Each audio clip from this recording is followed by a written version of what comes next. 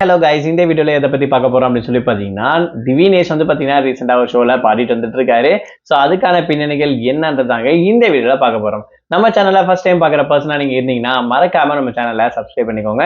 அப்பதான் நான் அடுத்தடுத்து போற வீடியோக்கான நோட்டிபிகேஷன்ஸ் அண்ட் பாப்அப்ஸ் வந்து உங்களுக்கு கண்டினியூஸா கிடைச்சிக்கிட்டே இருக்குங்க.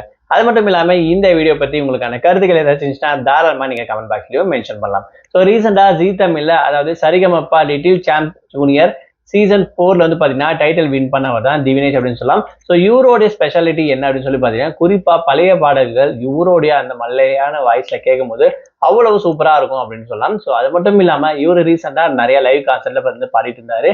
அது மட்டும் இல்லாம லெஜண்ட் ஜட்ஜஸ் இருக்கக்கூடிய, அதாவது ஸ்ரீனிவாசன் சார், எஸ்பிபி சரண், விஜே பிரகாஷ் சார் அப்படின்னு சொல்லி இவங்க எல்லாரும் கூடயும் கனடால வந்து பாத்தீங்கன்னா லைவ் கான்சர்ட்டும் பண்ணி ரொம்பவே கலக்கிட்டு இருக்காரு அப்படின்னு கூட சொல்லலாம். ஸோ இந்த மாதிரி அடுத்தடுத்த கான்செப்டும் அதிக புகழும் வந்து பாத்தீங்கன்னா இவருக்கு வந்து கிடைச்சிக்கிட்டே இருக்கு.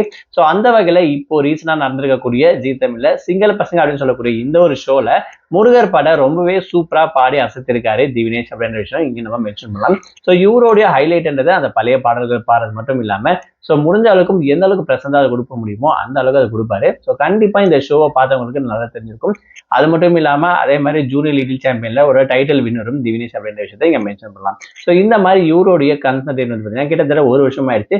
பட் இருந்தாலும் இவருடைய பர்ஃபார்மன்ஸ் ஆகட்டும், இவர் பாடிட்டு இருக்கக்கூடிய பாடல்கள், லைவ் கான்சர்ட் எல்லாமே இன்ன வரைக்கும் ட்ரெண்டா நிறைய பேரால பார்க்கப்பட்டு இருக்கு. அது மட்டும் இல்லாம ரொம்பவே பிடிச்ச ஒரு செல்ல பிள்ளை ஸ்ரீனிவாசன் சாருக்கு, ஜட்ஜஸ்க்கு அப்படின்னு கூட சொல்லலாம். ஸோ அதுல one of the person Divinesh அப்படின்னு கூட சொல்லலாம். ஸோ இவருடைய பர்ஃபார்மன்ஸ் அடுத்த ஸ்டேஜ்ல வர மாதிரி இப்போ ரீசெண்டா ஜீ தமிழ்ல சரிகமப்பா சீனியர் சீசன் 5 டாப் லிஸ்ட்ல வின் பண்ணிருக்கக்கூடிய சபேஷன் ஆகட்டும், சுஷாந்திகா, சிவானி இவங்களுடைய கான்செப்டும் அடுத்தடுத்து நிறைய ஷோல வந்து பாத்தீங்கன்னா நம்ம பார்க்க முடியும். ஸோ இன்னும் கொஞ்ச நாள்ல சீக்கிரமா அடுத்த வாரம் வந்து பாத்தீங்கன்னா லிட்டில் சாம்பியனுக்கான சீசன் 5 வந்து பாத்தீங்கன்னா ஸ்டார்ட் பண்ண போறாங்க.